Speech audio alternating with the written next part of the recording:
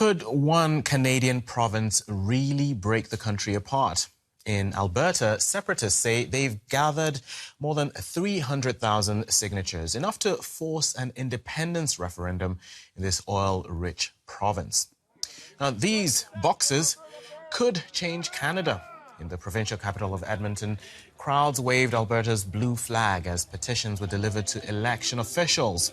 The Separatist leader, Mitch Sylvestre, says Alberta is not like the rest of Canada and claims the province is being ruled by Liberals who want to shut down its oil industry. Now, support for separation of this western state now sits around 30%. What was once a fringe idea is closer than ever to a real vote. Federalists warn the movement is dangerous, even calling it treason. Indigenous groups are challenging the process in court, saying separation would violate treaty rights. Win or lose, both sides agree on one thing: this fight has already changed Canada. We're not like the rest of Canada. We have different politics. We vote 100% Conservative. We're being ruled by Liberals that don't think like us. They're trying to shut our industry down. They don't believe in our industry. We're sending massive amounts of wealth to the east. It doesn't allow us to run our province the way we would like to run our province. Alberta is Canada's main oil-producing province, and for years it's clashed with the federal government over energy and climate policy. In 2024, the provincial government changed the rules for citizen-led referendums. Premier Danielle Smith cut the number of signatures needed for a constitutional vote from nearly 600,000 to about 178,000. And that made it much easier for separatists to push for a vote on leaving Canada. And the government also reduced election oversight, allowing referendum questions that could challenge the Canadian Constitution. Now, to find out more about the separatist movement, its demands, and what it can do, we can get some insight from Laurie Williams from Mount Royal University in Calgary, Alberta. Thanks for joining me, Laurie. Now, what is it we're witnessing? Because separatist movements always seem like this distant thing until they actually happen, like now. So for those who are not familiar, help us understand just how long this movement has been brewing. There have been complaints about being treated unfairly within Confederation, within the Canadian Federation, since practically the beginning of Alberta's existence as a province. It came into existence as a province in 1905, and there's a famous cartoon from 1915 that shows a cow that's being fed in Western Canada, but being milked by bankers in Central Canada. So this idea that Alberta or the West is being treated unfairly has deep and long roots. But we haven't really seen a growth in momentum for this kind of thinking until relatively recently. We can trace back to the 1970s with what's called the National Energy Program by Pierre Trudeau, Prime Minister Justin Trudeau's father, who restricted foreign ownership in Canada and required Canadian oil companies and Alberta to sell Alberta's oil not at world prices, but at lower prices during the energy crisis then. And that actually led to a constitutional change to give Alberta more control over its natural resources. But this latest movement, I think, has been fueled more than anything by the rise of populism and that growth of anger that we see on social media, the rage baiting and so forth. And it's become a home, a nesting place, if you like, for some of that anger. But the reasons for the anger are quite diverse. And Laurie, we'll come back to you in just a second, but let's get a bit more on those views and why this movement is so strong in Alberta. Here's some of the supporters. Inequality, number one. There's inequality with the Senate. There's inequality when it comes to voting, and it's inequality when it comes to economics. Alberta will never have a voice in the House of Commons. It's to me like we've got a bird. We've got a left wing and a right wing, and the Westminster system is the bird. We need to kill the bird. It's not working for any of us in Canada right now. About 90% of our trade is with the United States already. So the United States is obviously going to be a big part of how we move forward. the 51st state talk is just Trump rhetoric, and nobody's blamed that guy for, not talking nonsense. So, moving forward, obviously, we're going to have strong trade relations with the United States, but that's as an independent country and not part of a 51st state.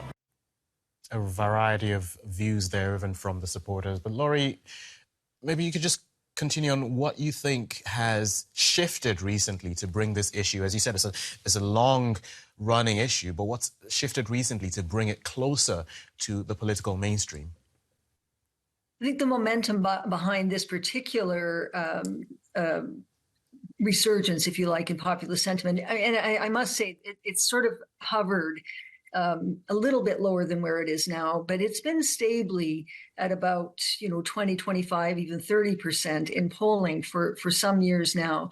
But it seems to have really taken off in a big way for two reasons. One is the COVID-19 pandemic. There were Western Canadian protesters who didn't like what was happening in Ottawa prior to that. But COVID-19 certainly added to that. And also the fact that there was another Trudeau, Justin Trudeau, Prime Minister Justin Trudeau in Ottawa, who put into place a series of policies that were seen as hobbling Alberta's economy. And even though Justin Trudeau has not been in power for some time now, that anger at central Canada persists. So you heard earlier on that first interview with Mitch Sylvestre saying that Alberta votes 100% conservative is what he said. Well, it's clearly not 100% conservative, but it is high. For federal elections, it's in the high 60s. In provincial elections, it hovers more around 50%. So there's a bit more diversity than some of those folks recognize. But for some people, they see Alberta as ideologically different and unable to get its voice in sufficient numbers in central Canada. But for others, it's just about anger. It can be anger about the COVID restrictions that were put in place. In fact, some of the separatists are saying that when Alberta becomes an independent country, they will not allow people who have gotten the mRNA vaccine to come into Alberta. It's being fueled a little bit by conspiracy theories, but more than anything, it's an outgrowth in terms of its intensity and momentum. It's an outgrowth of that anger that really started to increase around the world with populism and the reaction to COVID-19. So more of that and less of, say, economic or specifically oil and federal regulation. Well, the federal regulations under Justin Trudeau were, again, seen as hobbling the Alberta economy, particularly the oil industry. A carbon tax, an emissions cap. Although the Justin Trudeau government did build or double a pipeline, I bought it outright in order to ensure that its completion. That anger within Western Canada persists, and there's a lot of mis and disinformation about the actual economic balance or whether Alberta would be better off without Canada. Economic specialists have looked at it and have said it's simply not the case that Alberta would be better off financially if it were outside of Canada. The evidence shows that, as to quote one economist, an independent Alberta would be a poorer Alberta.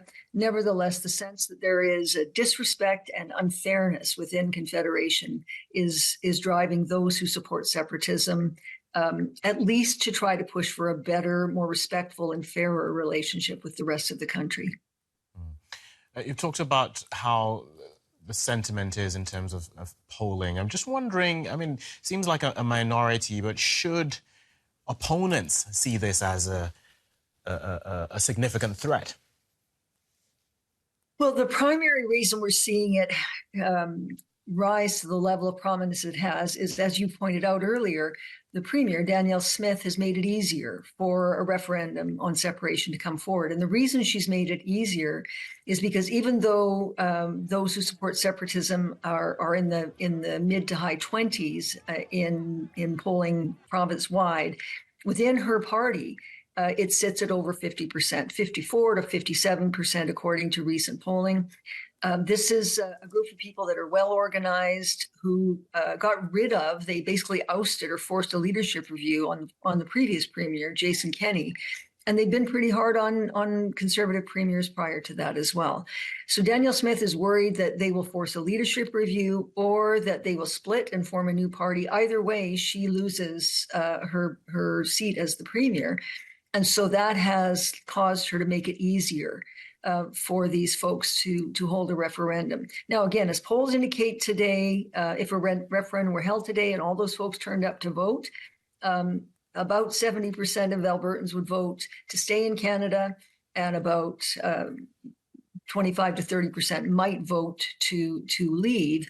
But as we've seen in other referendums, there was a 1995 referendum in Quebec, and of course, everyone's familiar with Brexit. The polls at the beginning of the process looked a bit different as time went on, and particularly the influence of foreign interference, misinformation, and disinformation sort of moved things in a different direction as the campaign went on. And so some people are fairly confident that this referendum question will be defeated, but there is always that possibility that momentum could build, particularly with foreign interference. And speaking of foreign interference, there have been reports of sort of communication with Washington. How strong is this, and how important is this to the movement? Well, actually, I don't think it helps the separatist movement within Alberta. Anytime somebody from outside of Alberta, whether it's other places in Canada or in the United States, start talking about what they think Albertans should do and how they should vote, that tends to be received poorly, and support for separatism diminishes when people start considering the possibility of being one of the states in the United States, or a territory of the United States. So we know that there have been confirmed, although at what level we don't know, confirmed meetings with folks in Washington. The Treasury Secretary, Scott Bessent, has said that Alberta wants what the United States has. They've sort of been toying with this on a low-level public basis. But again, that particular discussion is not being received well by most of the folks that are separatists. Now, I must say, there's a lot of division amongst the separatists. Some do want to become part of the United States. Some absolutely do not want to become part of the United States. Some simply want to send a message to Ottawa and get a better deal with the rest of Canada. And all those folks are flirting to some degree or another with the idea of voting or signing the petition that we've just seen submitted, or voting in favor of separatism. It's really important to bear in mind that there was a previous petition that was put forward with tougher rules, a higher threshold and a shorter time frame to collect the signatures, that actually got almost 500,000 signatures. And the question on that petition was that Alberta stay in Canada. It's called the Forever Canadian referendum question, and that one is in limbo right now because the government here in Alberta is trying to figure out how to proceed with respect to that question. And speaking of agreements, I'm just wondering about the Indigenous communities as well, and where they stand in this, and what effect this will have on the existing treaties. Well, the treaties were all signed. All of the treaties that affect Indigenous people in Alberta were signed in the late 1800s. As I said before, Alberta didn't become a province until 1905. Those treaties were signed between the federal government, the federal crown, and Indigenous peoples. For that agreement to change, the argument goes that the agreement would have to be signed off by both Indigenous peoples that are covered by the treaties and by the federal government. And it's quite clear that Indigenous peoples in Alberta are not interested in doing that. It becomes quite complicated because some of the land covered by that treaty is not completely contained in Alberta. Some of it stretches into other provinces and territories in Canada. And so there's so many uncertainties, so many questions that remain, even if there were a successful vote, presuming that it went ahead. that it's very difficult to know what would happen. Similar questions were raised during the 1995 Quebec referendum, where the Northern Cree and Inuit had their own referendums, where they voted overwhelmingly to stay in Canada, and they argued that if Canada is divisible, then so is Quebec, and that same sort of argument is being made here. And on that note, even if this referendum fails, I'm just sort of wondering what impact you think this has on Canada as a whole. Well, I think it already has had some impact. We've got a prime minister now in Mark Carney who very much wants to make federalism work, to engage in what's called here cooperative federalism, where mutually beneficial agreements can be struck. He's trying to push forward potential pipelines that would enable Alberta to get higher prices for its oil by getting that oil to Tidewater and to Asia and possibly other parts of Canada. That also is in limbo, paradoxically, because investors are a little bit skittish about investing in the future of a province that may not be part of Canada in the long run. But I think it has led to, in some cases, more animosity between and amongst leaders across the country. But it's also led to this willingness to try to find mutually advantageous solutions and to work out the difficult disagreements that exist between and amongst the provinces and the federal government. And our current Prime Minister, Mark Carney, is quite committed to trying to find a solution that works for Alberta and for the rest of the country. Laurie Williams, before I let you go, actually, just wondering, where do you see this going? How do you see all of this ending? Well, I mean, we're seeing the polls haven't changed in terms of numbers for years, actually, but the intensity, the attachment to the different points of view, staying in Canada or leaving Canada, are becoming stronger. And this could introduce significant divisions amongst Albertans. So it's already having an economic impact. And in some ways a political impact because of the divisions that are sort of becoming more intense between and amongst Albertans. Although I do often talk to folks who have signed the petition and are thinking of voting, if it comes to a vote, voting in favor of separation, it is possible for civil discussions amongst those of us who think differently on this issue. But there is a little bit more hostility between and amongst Albertans, and there are some issues that have become a little bit worse between Alberta and other parts of the country. So it's definitely a challenge, but it's also, I think, an opportunity. And some of our leaders are trying very much to see more the opportunity side, whereas others are trying to stoke the divisions and to generate more support, if they can, for separation. Laurie Williams from Mount Royal University. It's been great getting your thoughts on this. Thank you very much. Well, thank you, Tomi. I appreciate it. And what do you think? Let us know in the comments. I am Tomi Oladipo. See you again soon.